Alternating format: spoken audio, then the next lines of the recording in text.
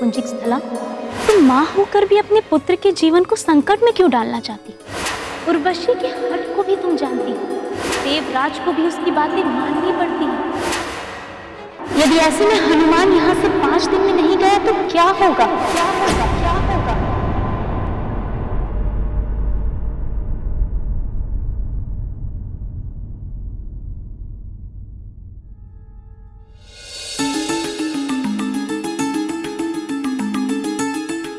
छाया सत्य कह रही है। कहीं हनुमान किसी संकट में पड़ गए तो। आज दूसरा दिन व्यतीत हो रहा।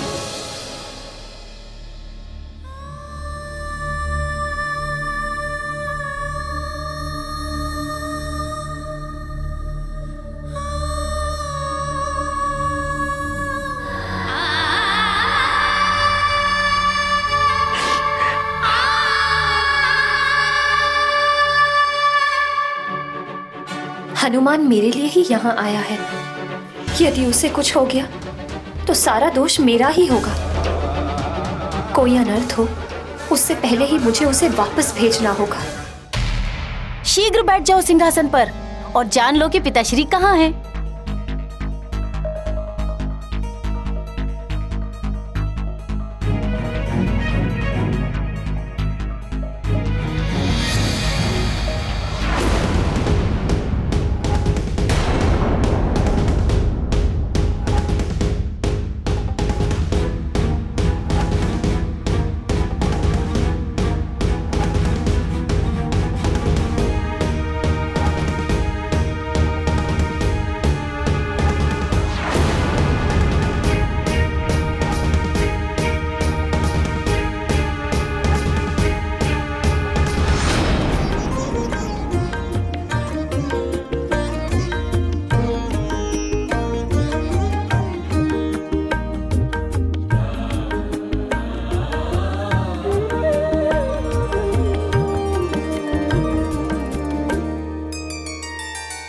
उत्तम।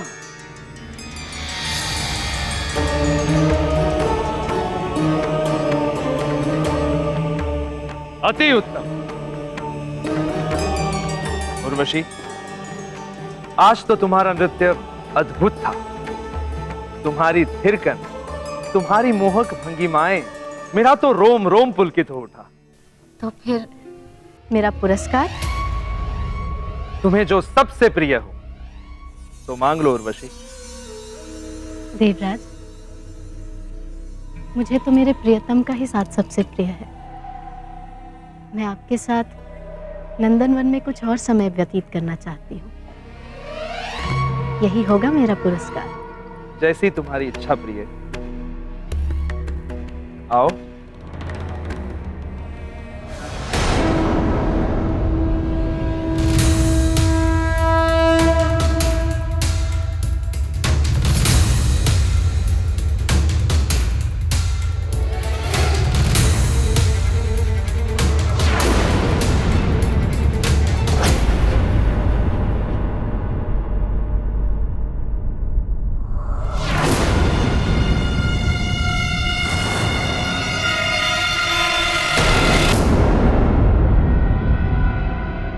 नहीं, किसने किया यह दुस्साहस? क्या हुआ देवराज? आप एकाएक इतने क्रोधित क्यों हो गए? किसी ने मेरे सिंहासन पर बैठने का दुस्साहस किया है। जिसने भी यह दुस्साहस किया है,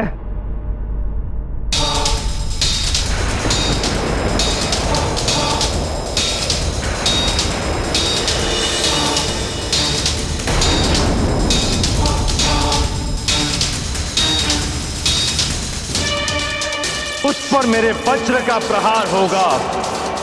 वध कर दूंगा मैं उसका। इंद्रासन पर बैठने का दंड तो उसे भोगना ही होगा।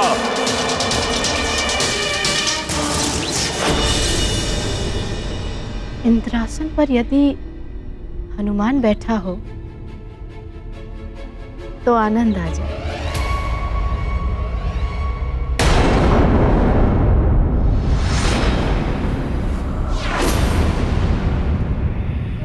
पीछे हनुमान।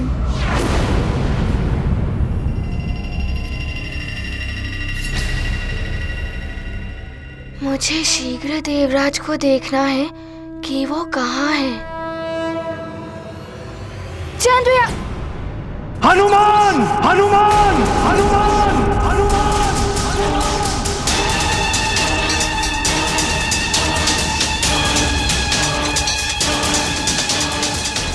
पिताश्री,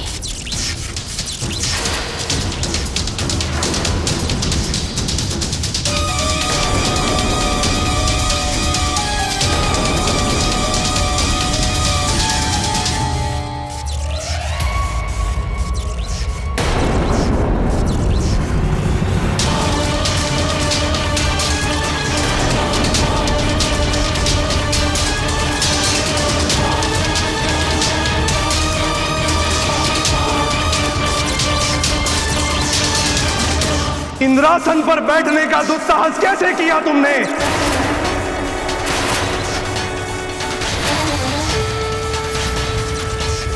ये स्वर्ग के अधिपति का सिंहासन है, बालकों के खेलने का खिलौना नहीं। इस दुस्साहस का दंड तो तुम्हें भोगना ही होगा।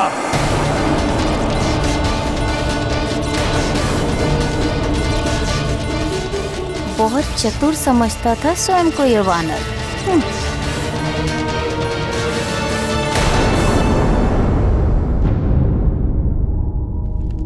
इस बार तो वो वानर बालक बच गया, परंतु अगली बार मैं उसे जीवित नहीं छोड़ूंगा। न उसे और न ही उससे जुड़े हुए उस नर रूपी नारायण को, जो ना जाने इस संसार में कहाँ जन्म लेकर पल रहा है।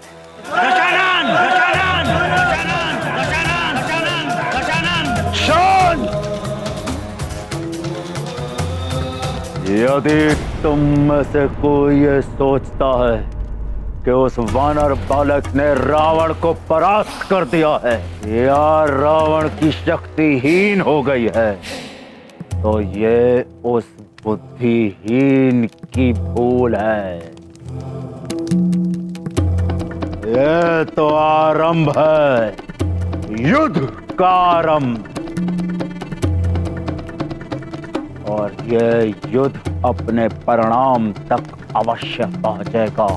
परंतु इस समय मुझे आवश्यकता है तो केवल उस कपटी नर रूपी नारायण के सूचना की। इसलिए मैंने तुम सबको यहाँ बुलाया है। तुम और तुम सब जो यहाँ उपस्थित हुए हो, सब ध्यान से सुन लो। यदि शीघ्र ही मुझे उस कपटी नर रूपी नारायण की सूचना नहीं मिली, तुम में से कोई भी जीवित नहीं बचेगा। वो संसार के किसी भी कोने में क्यों ना हो, ढूंढो उसे, ढूंढो उसे। दशानन,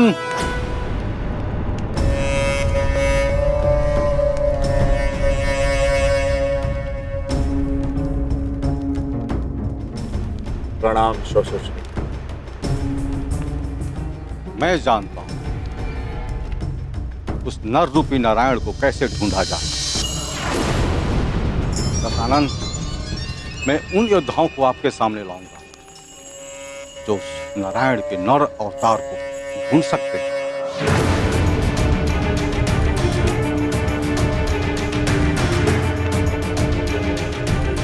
ब्रह्मम प्रसन्नम, प्रसन्न हुए हम। श्री प्रसन्न कर दिया अपने दशानन रावण को।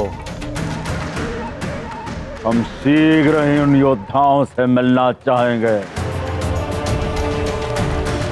अब तनिक सा भी विलंब इस कार्य में नहीं होना चाहिए। क्षमा, मुझे क्षमा कर दीजिए।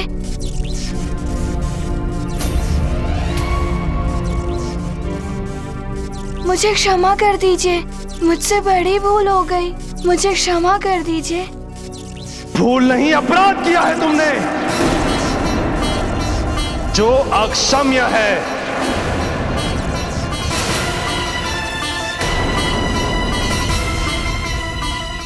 वज्रांग होने का वरदान मैंने दिया है तुम्हें, इसीलिए तुम पर वज्र प्रहार करके अपने वरदान का अपमान नहीं करूंगा मैं। किंतु तुम्हें तो वज्र प्रहार से भी बहुत बड़ा दंड मिलना चाहिए, से भी बहुत बड़ा दंड मिलना चाहिए, बहुत बड़ा दंड मिलना चाहिए, बहुत बड़ा दंड मिलना चाहिए।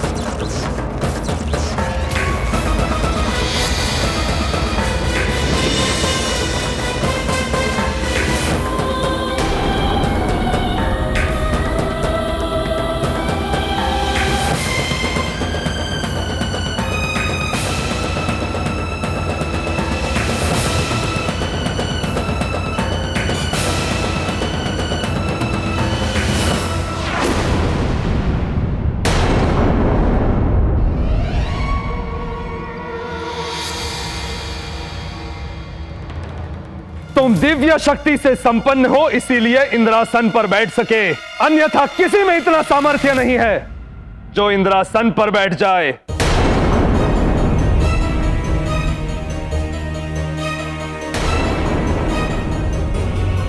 देवराज, सत्य तो यही है कि मुझे ज्ञात नहीं था कि आपके सिंहासन पर बैठना एक अपराध है। अपराध नहीं, महा अपराध है ये, और इस तथ्य से सब परिचित हैं, फिर चाहे वो मेरा पुत्र जयंत ही क्यों ना हो या अन्य कोई बालक।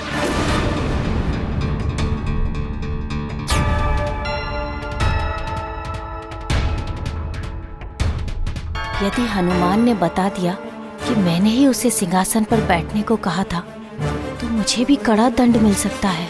किसी ने तुम्हें रोका नहीं ऐसा करने से?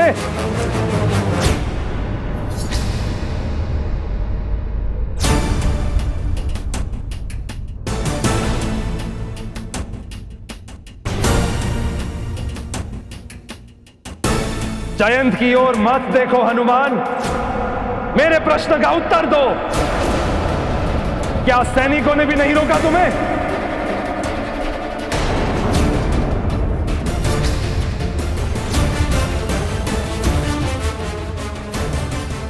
देवराज, सैनिकों को तो ज्ञात भी नहीं हुआ। मैं वहां से छुप छुप कर भीतर चला आया।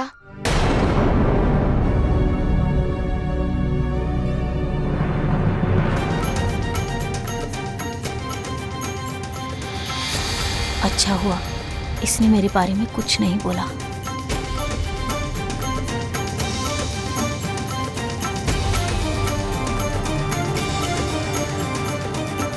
मैं तो इसे फंसाने चला था, किंतु ये तो मुझे बचा रहा है।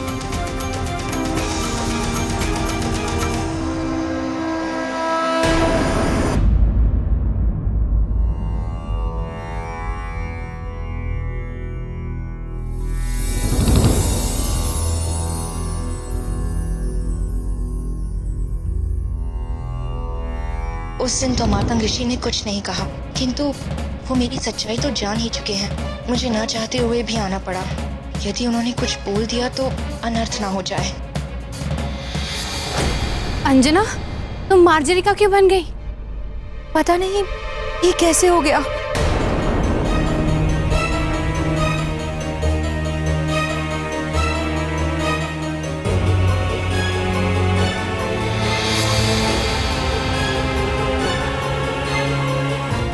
ये क्या हो रहा है?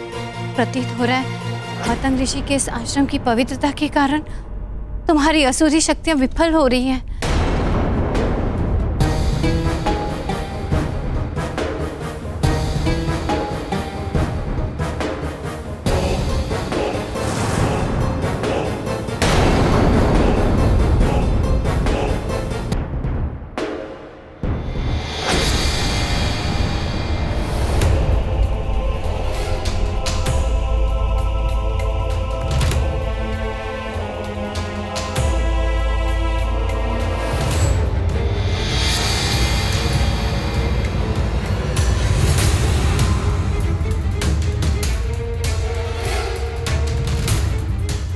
आओ पुत्री।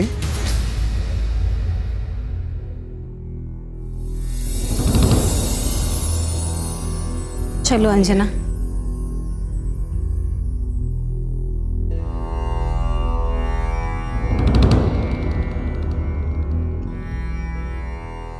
प्रणाम ऋषिवर।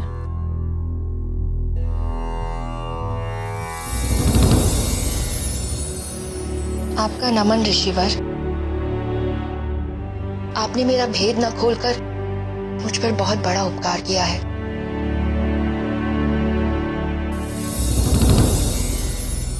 विराजिए केसरी जी।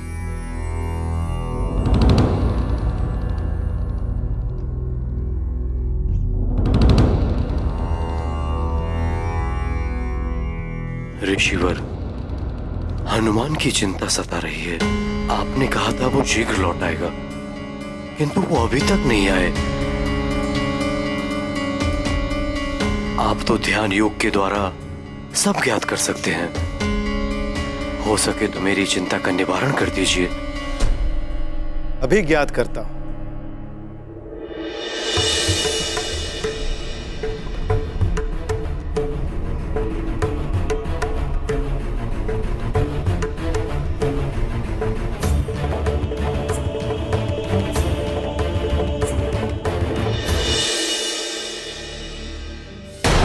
हनुमान!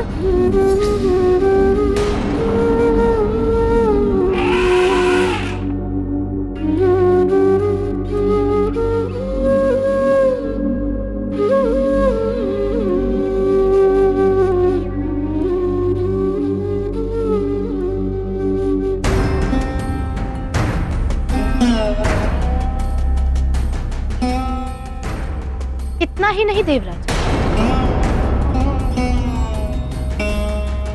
इसने तो आपके वाहन ऐरावत पर भी बिना आपकी अनुमति बैठने का अपराध किया है।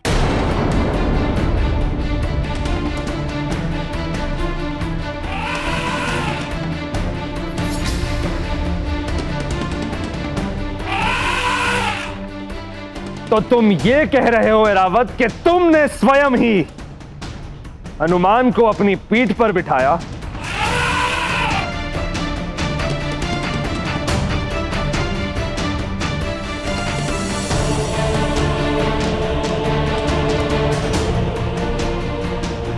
ऐरावत, इस भूल का दंड तो तुम्हें भी मिलेगा।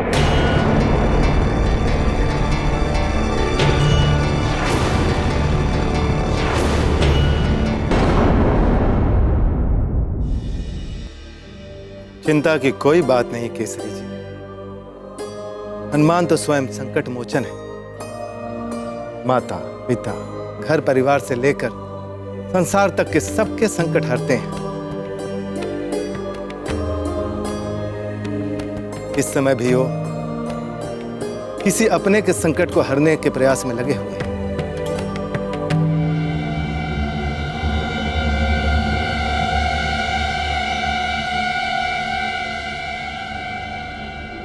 अतः उन्हें आने में कुछ और समय लगेगा। किंतु कैसा संकट और किसका संकट? कोई तो संकट है किसी पर, और भी उन्होंने कितनों के संकट हरे इस यात्रा में। महाराज, उनके आते ही आपको सब कुछ ज्ञात हो जाएगा। तब तक आप उनकी प्रतीक्षा कीजिए।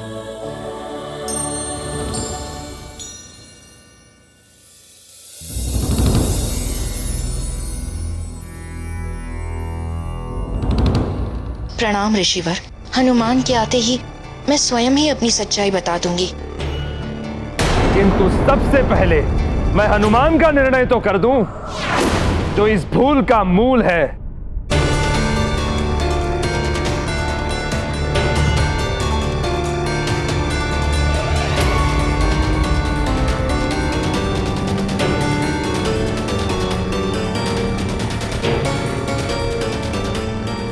माँ को मुक्त कराने के लिए मुझे ये सब करना ही पड़ा, किंतु आपको जो दंड देना है वो आप दे दीजिए। मुझे वो दंड स्वीकार है। स्वामी, माता के प्रेम ने हनुमान को विवश कर दिया था, अन्यथा हनुमान ऐसी घृष्टता। देवी शची, अब आप हमें समझाएंगी कि कौन विवश था, किसके लिए प्रेम था? हाँ,